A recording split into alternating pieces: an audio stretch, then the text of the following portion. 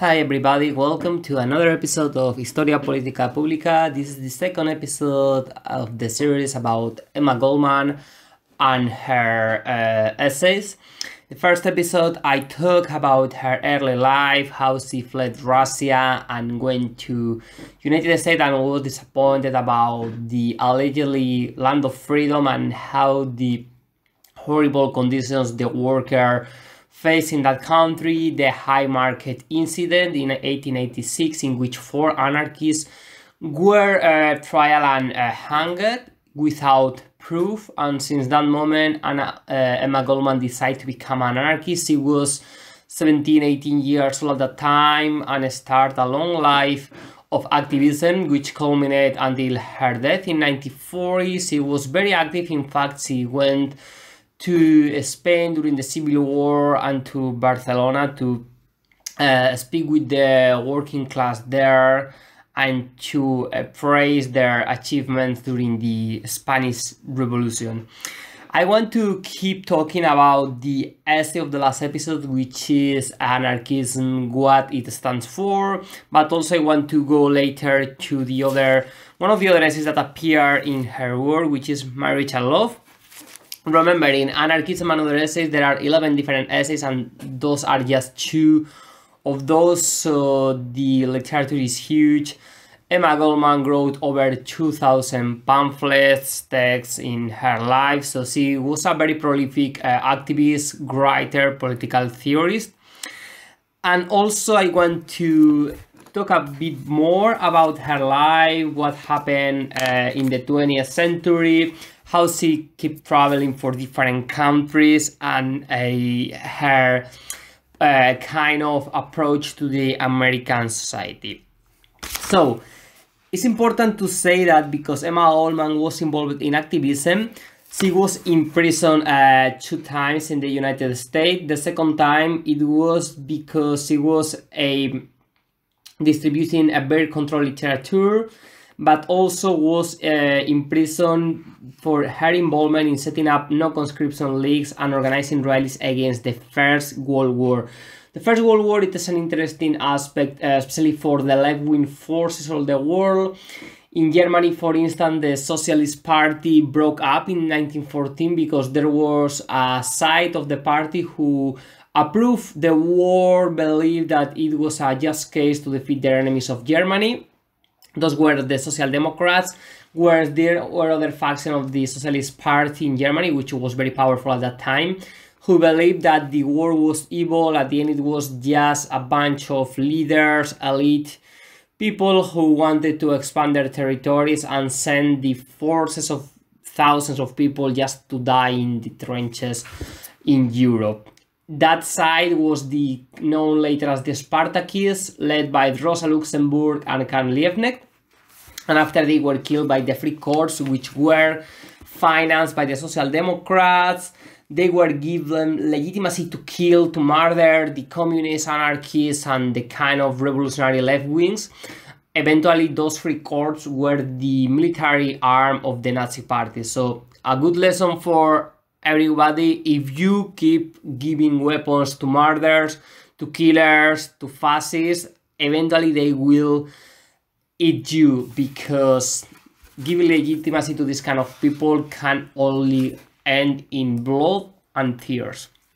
So Emma Goldman was one of those leftists who was against the First World War, and she and her comrade Alexander Bergman, which was a prominent anarchist in the United States at that time, they were arrested in 1917 for conspiring to obstruct the draft and sentenced to 2 years in jail. After that, they were stripped of their citizenship and deported along with other called undesirable Reds to Russia. The pejorative term Reds started to be spread at that time, and we see how in the Spanish Civil War the Republican forces were called Red with disdain. In fact, Emma Goldman was such an important person, had a great influence among the population, that Edgar Hoover, at that time was the director of the deportation hearing, called her, quote, one of the most dangerous women in America. So, when she was deported from the United States, in 1919, Goldman and Berman went through Russia. This was 2 years later of the Russian Revolution, and they were horrified by the increased bureaucracy, political persecution, and forced labor they found in that country. The watershed moment probably for Emma Goldman was in 1921 when the constant sailors and soldiers rebelled against the Bolsheviks and sided with the workers on strike. Then they were attacked and crushed by Trotsky and the Red Army, similarly as they had done 1 year earlier with the Magnovita, led by Nestor Magno in the region of Ukraine, in which both the Red Army and the White Army, those kind of soldiers sent by the Western countries to defeat the Russian Revolution, they were crushing the anarchist movement, and happened the same with the constant rebellion. In that sense, on leaving Russia in December 1921, it was after Kropotkin has died, and if I'm not wrong, she attended to his funeral. Remember, I told in another episode that the burial of Kropotkin was seen by thousands of people. The statistics estimate between 20,000 and 100,000, and it was not only to pay homage to one of the greatest anarchists in history, but also to denounce the Russian Revolution and its corruption during the years. That kind of spark that started as something egalitarian to create a better society, according to the anarchists, it was becoming corrupt, bureaucratic, authoritarian, and so on. And that kind of burial of Kropotkin, that celebration, was both to commemorate his figure, but also to demand the end of a kind of dictatorial regime. So when Goldman left Russia at the end of 1921, she set down her findings on that country in some of these containing Anarchism and other essays, precisely the one that I am mentioning now. And the problem for her is that in Russia, what was happening, according to her opinion, was that it was the very antithesis of revolution.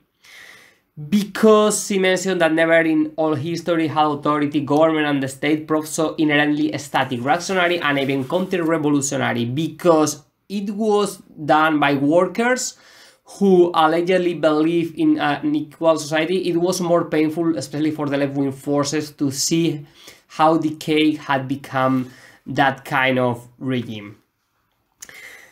So, in that sense, she went to Britain in 1921. The problem is that she was virtually alone condemning the Bolsheviks, and her lectures were poorly attended. It is understandable because the Russian Revolution was a spark which supposedly will ignite the hearts of the left-wing parties in all the world. Literally, it wanted to create a huge of strikes and movement in the most industrialized countries. This happened in north of Italy. During 2 years, the Red 2 years was called the Biennio Rosso. Also, that was in 1918-1920, if I am not wrong. Also in Spain, you have the triennial, the 3 years Bolshevik, El Trienio Bolchevista. And this was during 3 years, 1918 until 1921. Also in Germany, you have in Munich, in Bavaria, the kind of Soviets in Munich. So it had a great influence across Europe, but those movements were hugely crushed by the opposition. So they were completely isolated in that time. But still, it had the example that Russia, during the first years of the revolution, it became the most egalitarian society, especially with women. They achieved a great number of rights, such as the right to divorce, the right to abortion, so kind of measures that even nowadays seem sometimes progressive, but it happened more than 100 years ago. So it is understandable that people over the world blame Emma Goldman to kind of criticize one of the few progressive measures that had been taken in a huge scale all over the world, especially in the years after the First World War, in which fascism was growing up and extreme nationalism had took part in the establishment of the first conflict in a worldwide scale, and also the interwar years in which xenophobia and racism create a paradigm of hate against different groups such as the Jews, the Slavs, the Gypsies, and many others, and we now see how all that ends. So for that other lesson of history, if you start to blame people that don't share your culture, your background, have different color of skin, and you give voice to these far-right movements who are scapegoating those people, eventually this will end in tragedy, as has happened before in history and is happening now. But the thing is, like in 1925, Emma Goldman was threatened to be deported again, but she was lucky because a Welsh miner offered to marry her in order to give her British nationality. Then, having a British passport, she was free to travel to France and Canada.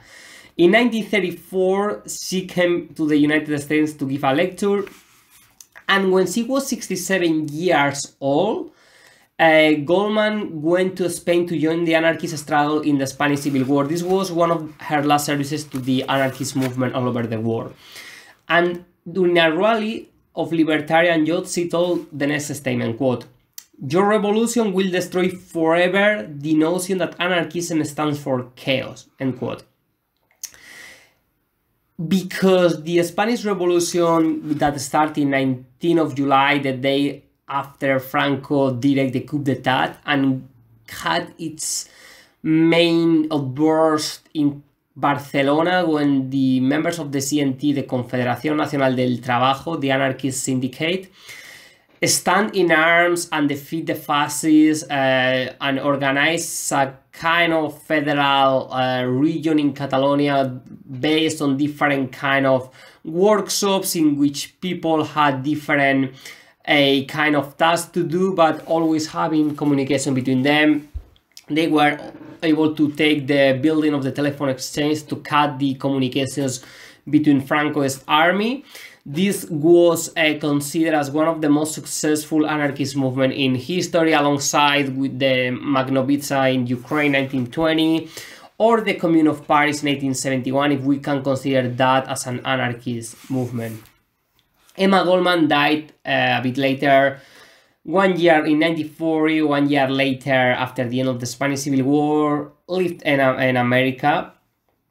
And the thing is, she gave a lot of great legacy to kind of learn from then on in order to proceed with the anarchist ideas.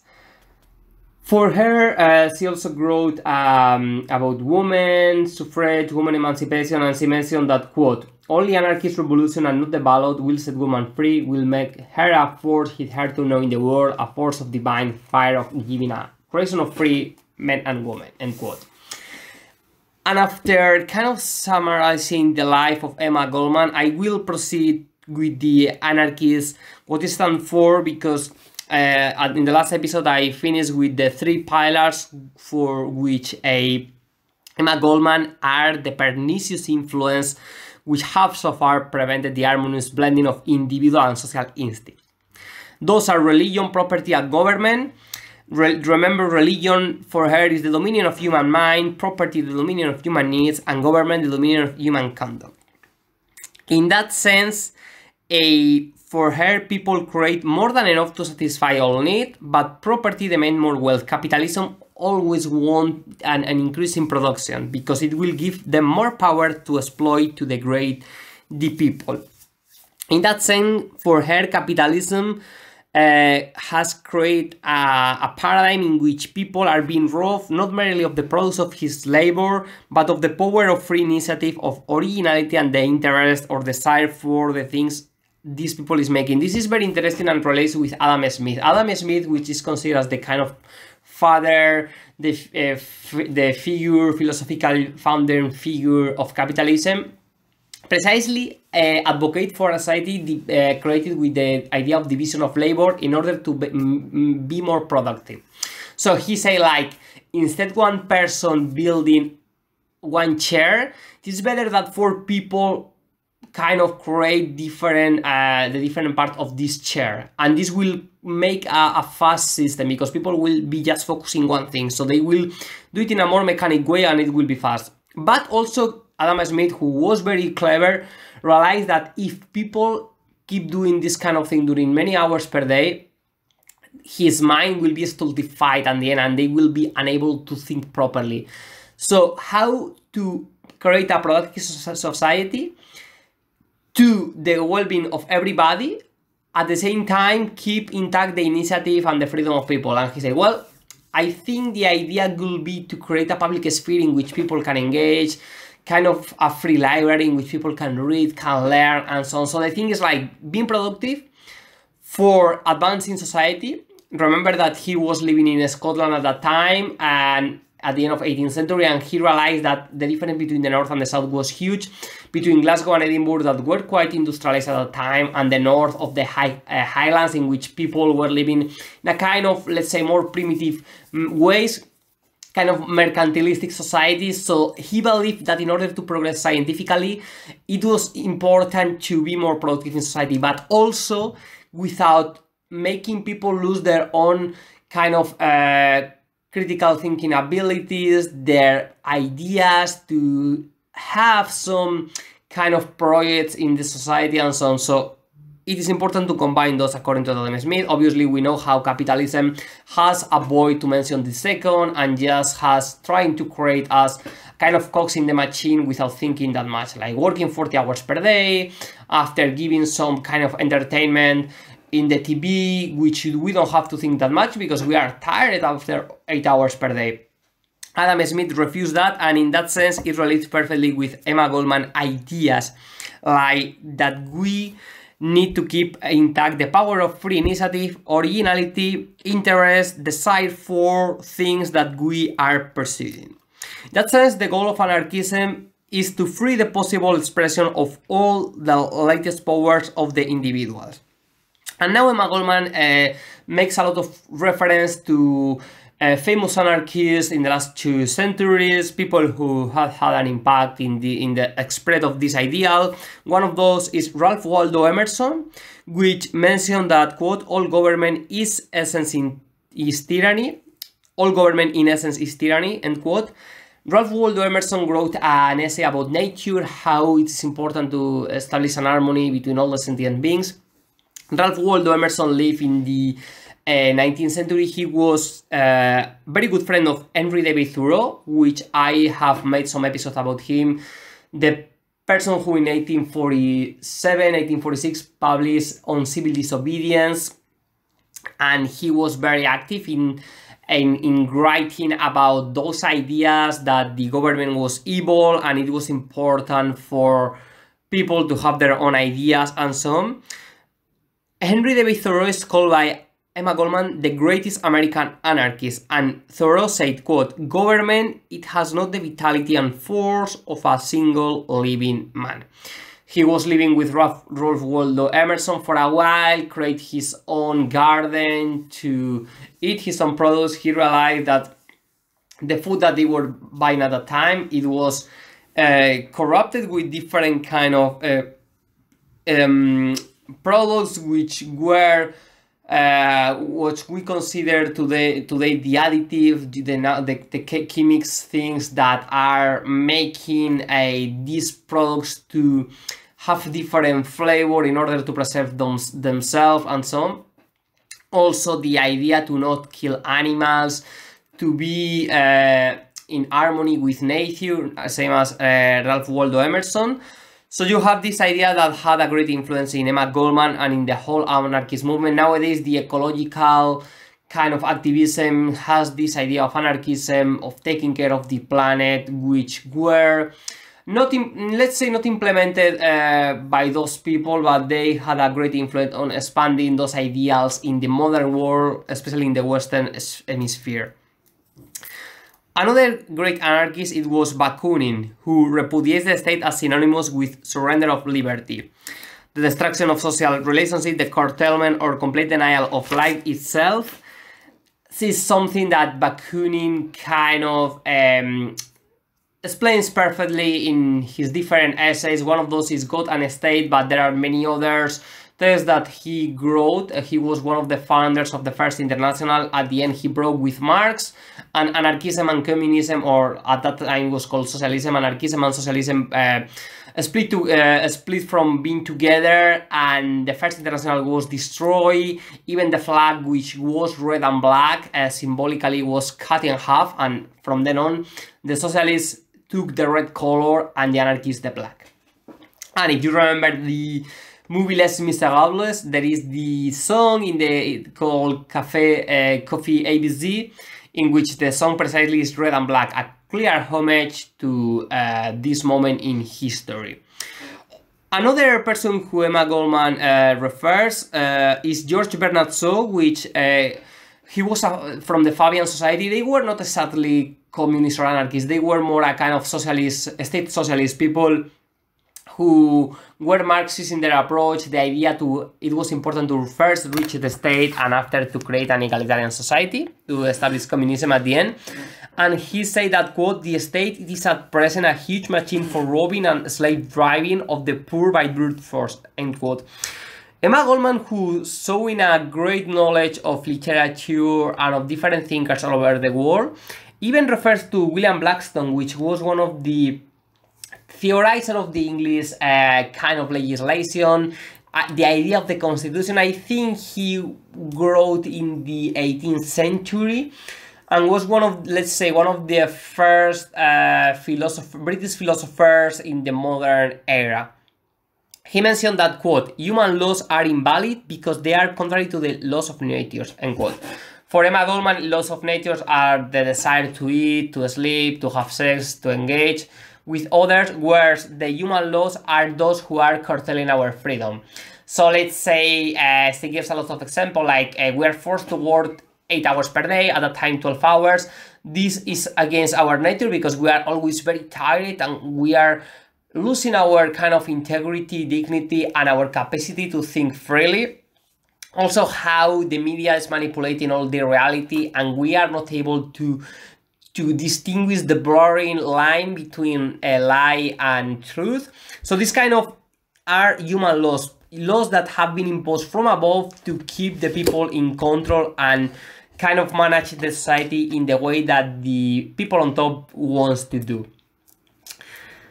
So in that sense, Emma Goldman also speaks about the need to avoid the prison, that the problem of criminality is the fault of the state, the capitalists, and their church. And she mentioned that, quote, so long as most people are out of place doing the things they hate to do, living a life they love to live, crime will be inevitable. Similarly, Kropotkin said that, quote, the entire apparatus of prison and punishment is an abomination which ought to be brought to an end, end quote. So, in that sense, if you don't have anything to it because society and the capitalist has exploited you until the end and you cannot survive, eventually you will steal. It makes sense because if you see your children dying, your wife or your husband or your partner or your friends, your loved one, like dying of hunger, obviously you will steal to survive. It is in our human nature, like the importance to keep living on. So for them, the anarchists is the idea that, okay, we don't need prisons because we need to change society and give everybody an opportunity. And if this happens, there will not be crimes. And if even doing so, there are people who, let's say, kill another, obviously this person must be punished. There is no doubt about that. They are not apologies for crime, but what they are saying is that the reduction of kind of neglecting things in society can be avoided through changing the system that we are living on. In that sense, Kropotkin said also that only in freedom can people grow to their full stature, end quote. And give the example that animals held in captivity are having different attitude than the animals that are living outside freely. I mean, if you go to a farm and you see a chicken like in a kind of small prison, staying there, having a miserable life, and other chickens that are freely outside, and they have different approach, and animals like cows cannot move. Those people, you can see the sadness in their faces, whereas people, animals who are living on freedom, they can develop more their skills. Same with humans. If we are living into a cage, we cannot express ourselves in the same way as if we are if we are led to be free. Anarchism in that way is a living force in the affairs of our life, constantly creating new conditions, as Emma Goldman said, and also add that it stands for the spirit of revolt in whatever form against everything that hinders human growth. So, just to finish about this essay, and I will end the episode here, some more quotes of Emma Goldman. She mentioned that the state is the economic master of its servants. The political arena leaves one no alternative. One must either be a dance or a rock. So in other words, I must say that the problem of good people going to politics is that when they reach the institution, if they are too good, they are going to be destroyed by the economic power, the interest, they will be criticized, manipulation of media and so on. But if they are too ruthless, obviously they will lack on empathy. So we see nowadays how the left-wing movement in all the world, those who want to create a more radical change, they are being punished and diminished by the media because those media have interest in the most kind of ludicrous business, being those like the fracking, mining, oil, kind of sources of nuclear energy and so on. So if there is a party like Jeremy Corbyn, Labour Party in England, or Jean-Luc Mélenchon in France that are against the selling weapons, obviously those people are going to be attacked by the media because the media is controlled by the business who are building the weapons. As we can, there has been recently an interview with Russell Brand, the kind of commentator in his YouTube channel, with a journalist in which he was told how in Ukraine, in America is gaining billions selling weapons for the war, and he was mentioning that there was at the beginning of the war kind of approaches to reach peaceful manners between Zelensky and Putin, and the week after the war the foreign minister of Israel joined with them, and it was told that they were very close to reach a peaceful agreement, and this was the 4th of March. So 1 week later, the start of the war, like between 1 or 2 weeks. But it was apparently Boris Johnson who went to see Zelensky and mentioned him that he could not surrender, he had to keep fighting. And this journalist has mentioned how the Western powers were guilty of having the conflict extended on and pushing Zelensky to not give up, and that's it. So the media has always in the Western world portray ourselves as we are, that Putin is the only guilty one, and the media in Russia is portraying the Western as the only evil. So the thing is like, okay, the same reality is told by kind of different ways. Why? Because each of us, they had their own interests. So it is important to try to dig in, to research and listen to people who are investigating the means of the war and contrasting information. And this new idea, this new testimony that the war could have been stopped at the beginning, it makes you think carefully and critically how complex is the world, how difficult is to understand what is surrounding us, or as Walter Lippmann put it, this pseudo environment that we are creating because the world is so complex is helping us to simplify the reality, and at the same time we are losing integrity in the truth that is being taught.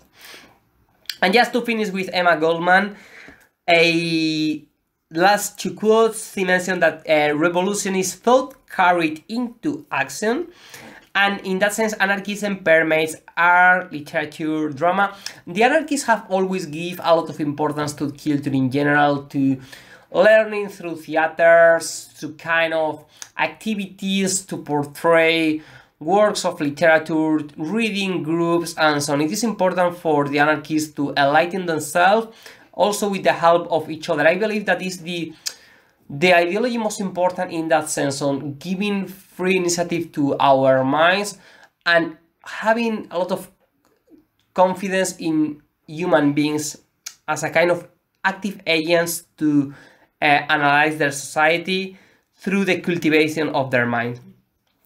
And just to finish, Emma Goldman said, quote, "Anarchism is the philosophy of the sovereignty of the individual, the theory of social harmony." And in the next episode, I will talk about other of the essays, which is marriage and love. Very interesting how Emma Goldman sees the institutional marriage created by the church in alliance with the state, and how love is such an important and powerful mean which can guide our lives, and how has been stultified by the imposition of higher institutions.